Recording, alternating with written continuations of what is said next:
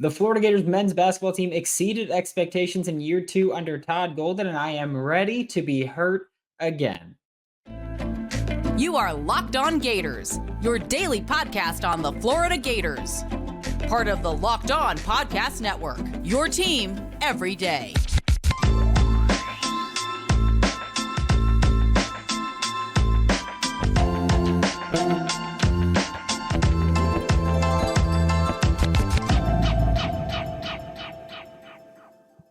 Hello, and welcome back to another episode of Locked On Gators, part of the Locked On Podcast Network, your team every day. Thanks for making Locked On Gators your first listen of the day. We are available daily and free wherever this is the podcast and on YouTube. Happy Wednesday.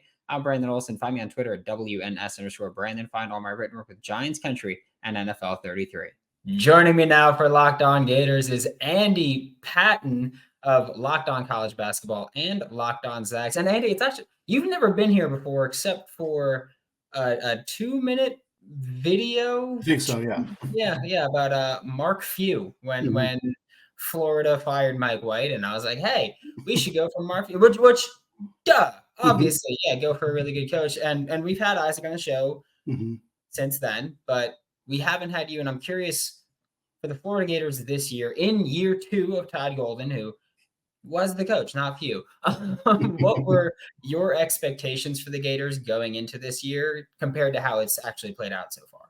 You know, I'm a huge Todd Golden fan. I was a huge fan of the hire. San Francisco is obviously in the WCC with Gonzaga, so I've seen a lot of them. And the coaching tree that the Dons have put together is incredible. Not only Todd Golden, obviously, having success at Florida, Kyle Smith has done a phenomenal job at Washington State, one of the other 7 seeds here in the NCAA tournament. And for me, the big question was, how is Golden going to be able to recruit? How is he going to be able to navigate the transfer portal? Because his X's and O's, in my mind, is excellent. And I think we saw that play out this year with some games where they won it based on some in-game decisions that he made. And what was really impressive to me was that first year navigating the transfer portal, being able to land guys like Walter Clayton and Zion Pullen and Micah Hanlogton, who obviously we will talk about.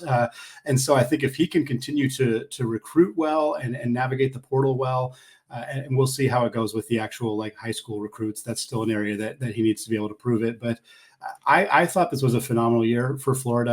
I know we'll get to the seeding and how they ended up on the 7 line, but for them to be in the tournament, to have been competitive in the SEC throughout the regular season in his second season, I'm not surprised, having seen what he was able to do at San Francisco. But I also think, if this trajectory continues, he could really turn this program into a team that's consistently competing for single-digit seeds, consistently competing to be in the Sweet 16, Elite 8, possibly even beyond that. Yeah, hopefully, because for me, one thing that terrified me was year 1 under Todd Golden. There were quite a few players that they brought in from the portal, and all of us Florida Gators fans were kind of like, oh, they're gonna cook. And then a bunch of them just didn't work out that way. Yeah. So thank goodness that for year 2, that actually worked out, and they kind of exceed. Like for me, I was fully on just, if you make the tournament, I'm happy. Which at this point, I'm playing with house money. I was like, if you make the tournament, I'm happy. Coming in as a 7 seed was something that I really, again, wasn't expecting before. And you mentioned it being a 7 seed. It's weird to me. And I would like for you to explain that to me a bit, because I feel like going into the SEC tournament, Florida was thought of as a 6 or 7 seed.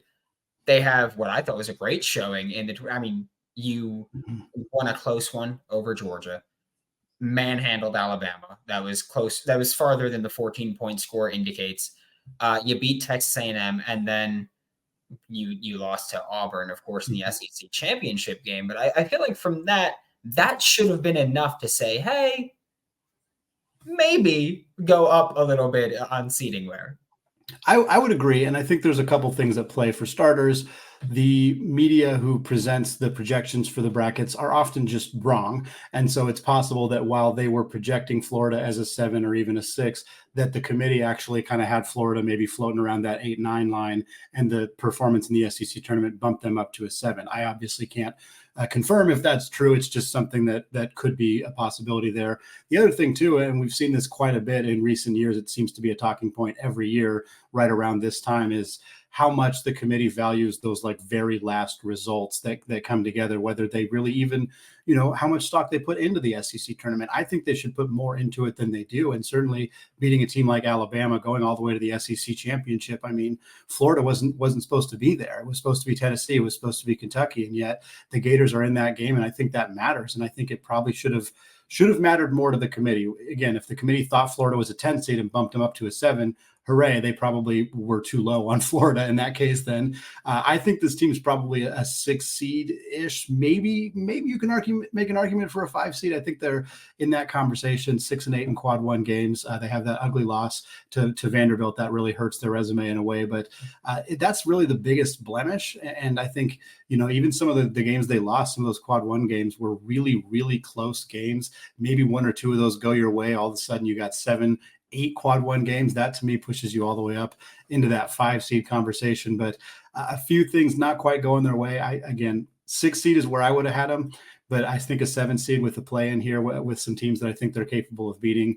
You can't, like you said, you're playing with house money. You weren't expecting to even be here. You were just hoping to get here. So I don't think it's too upsetting, but yeah, I think the resume looks a little bit better than maybe a 7 seed would be.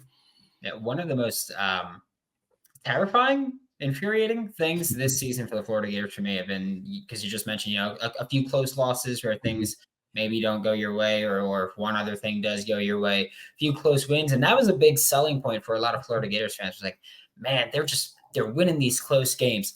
Mm-hmm.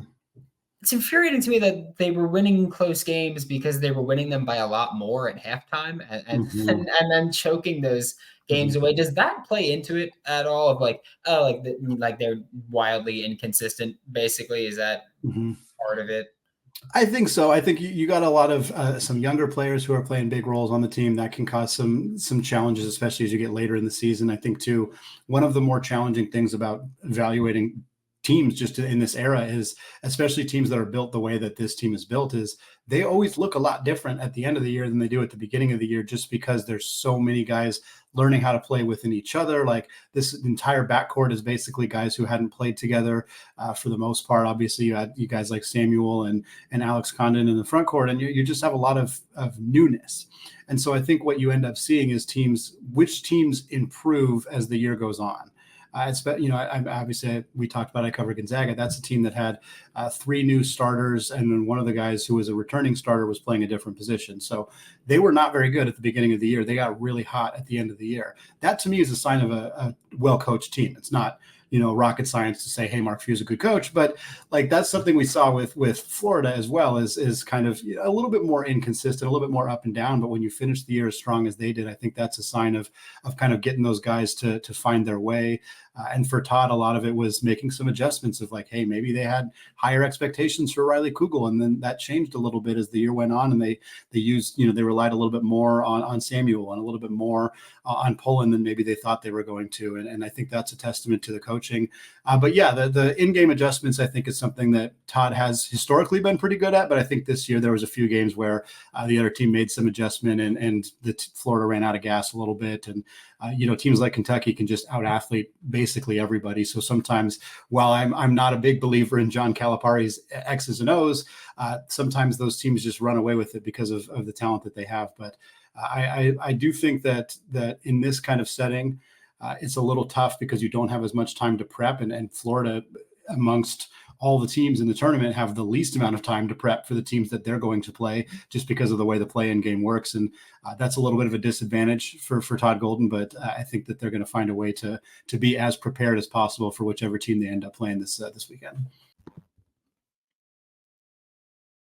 Better Together is the first cooperative daily fantasy app.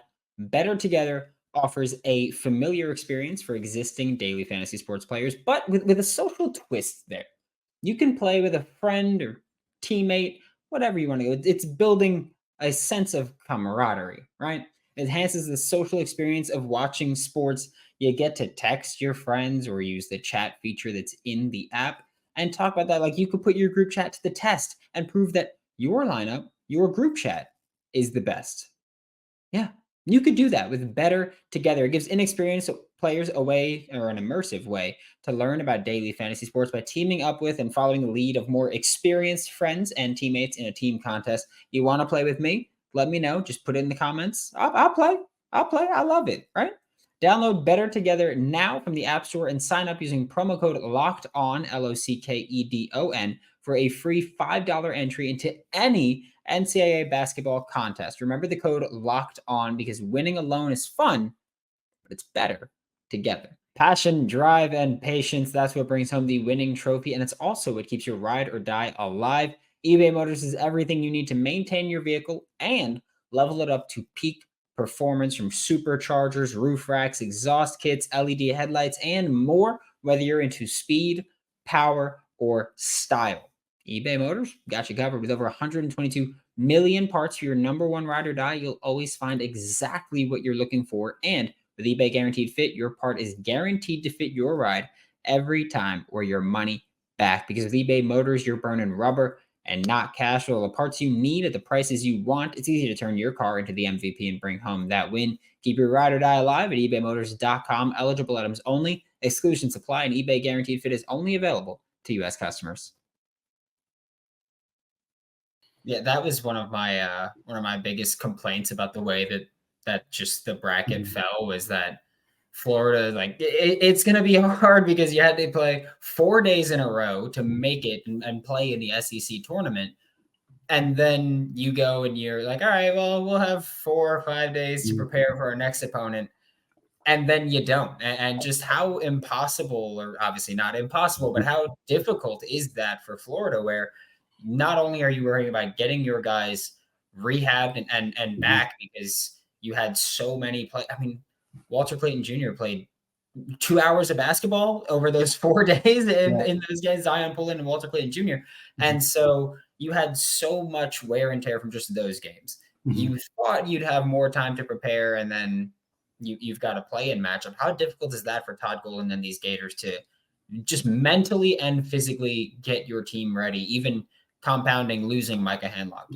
Yeah, it's a lot of different factors for this team right now. Certainly some that may look like they're working against them. The staff, pretty much watching twice as much film right now. They're watching Boise State, they're watching Colorado. They're looking at what ways they can attack those two teams, watching film on them, and kind of getting as prepared as they possibly can. Hopefully there are some things they can kind of prep to do against each of those teams so that they can kind of have that ready. Those two teams are similar in some ways, different in a lot of ways. Colorado is more athletic. They got a lot of length on the perimeter. Cody Williams, really talented kid.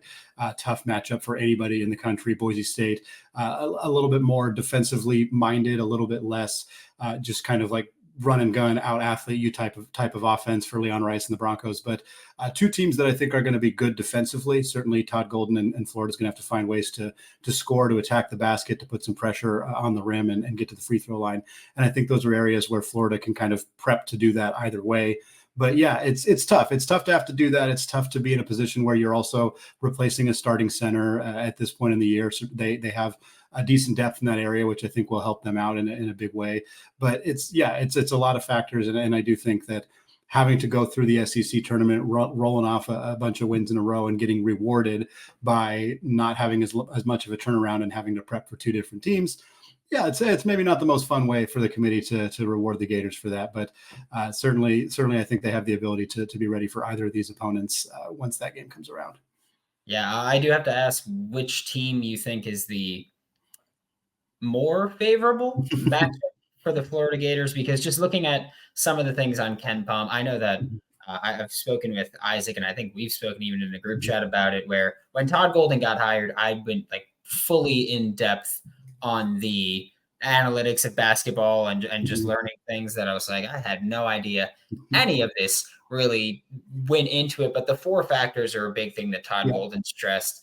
And just looking at those 4 factors, you've got Colorado. They're good in every area except turning the ball over and creating turnovers. And then Boise State, good in every area except they turn the ball over. But then Florida doesn't turn the ball over. Florida gets guys to the free throw line and Boise State gets to the free throw line. Like, which of these matchups do you think is more favorable for Florida, where obviously we'll find out at the time of Mm-hmm. airing this tonight, we'll find out who Florida ends up playing.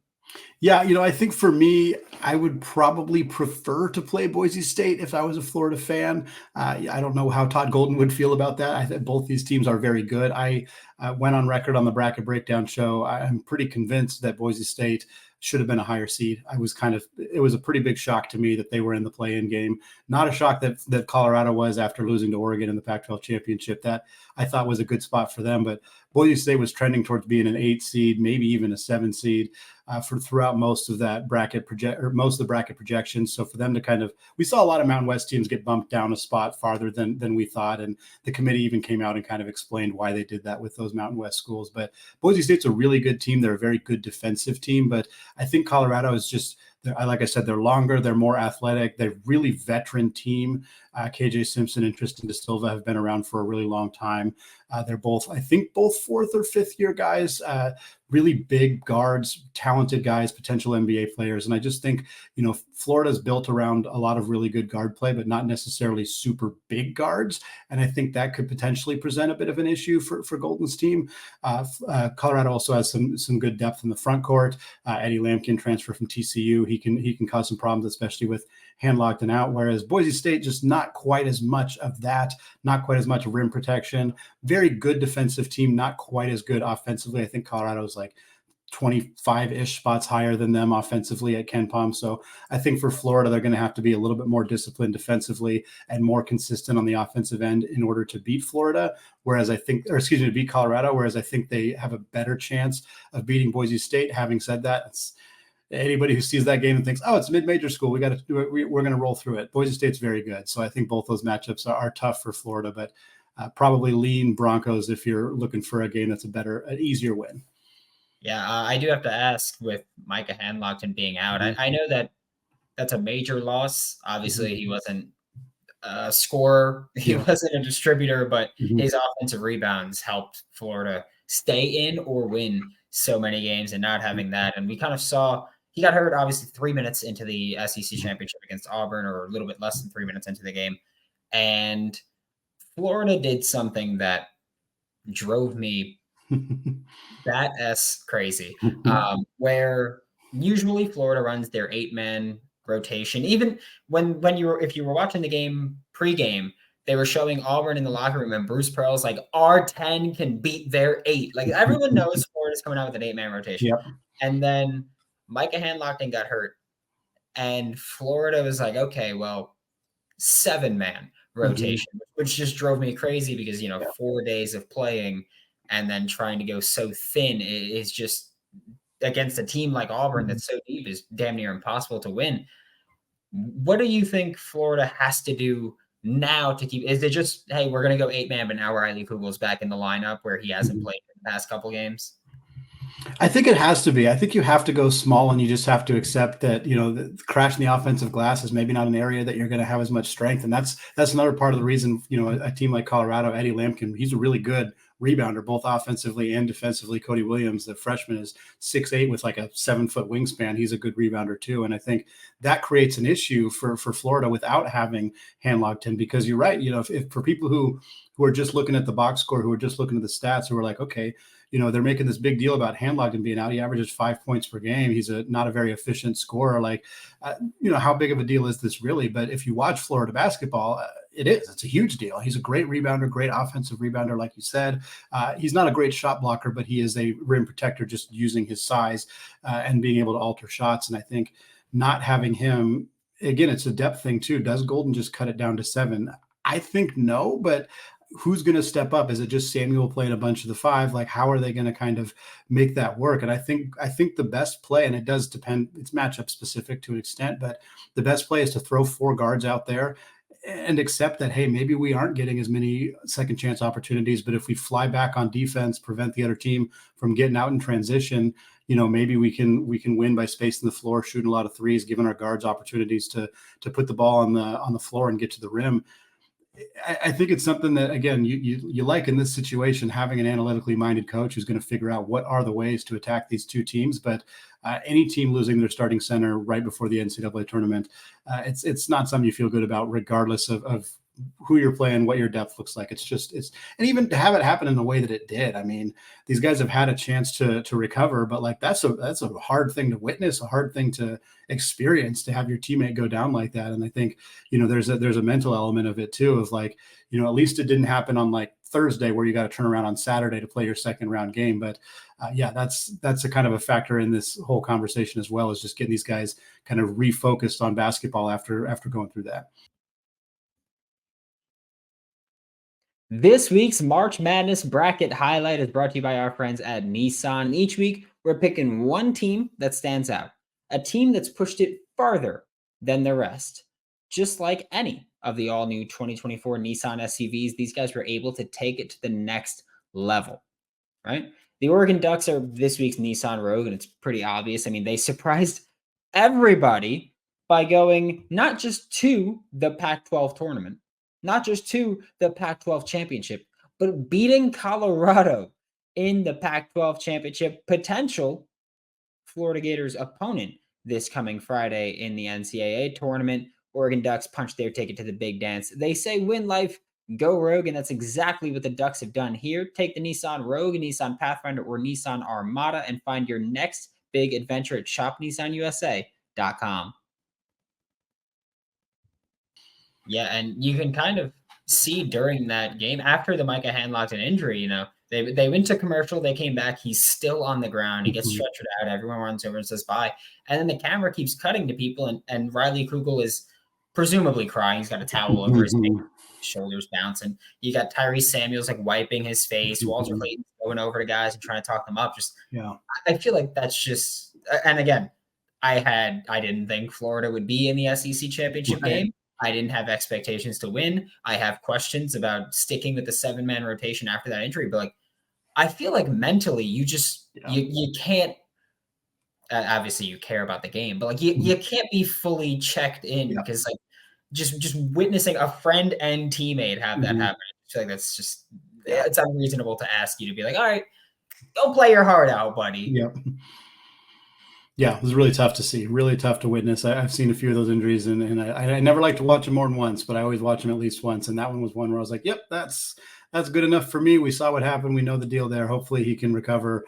A lot of times those injuries that looked super horrific, the guys end up actually coming back a little faster than you might think, or at least, not out for permanently. But it's never fun to see. And certainly the bigger you are, the harder it is to recover from that. So hopefully that young man's going to be all right, because he's a big part for this Florida team. Yeah, and I do have to ask you before I let you go, who do you think wins the game between Colorado and Boise State? Because obviously, again, that game is tonight at this point, and we will then know who Florida is ready. Like, I'm ready to have my heart broken, no matter what happens, no matter how far of a run they make it. I'm ready to have my heart broken. But who do you think Florida will be facing on Friday?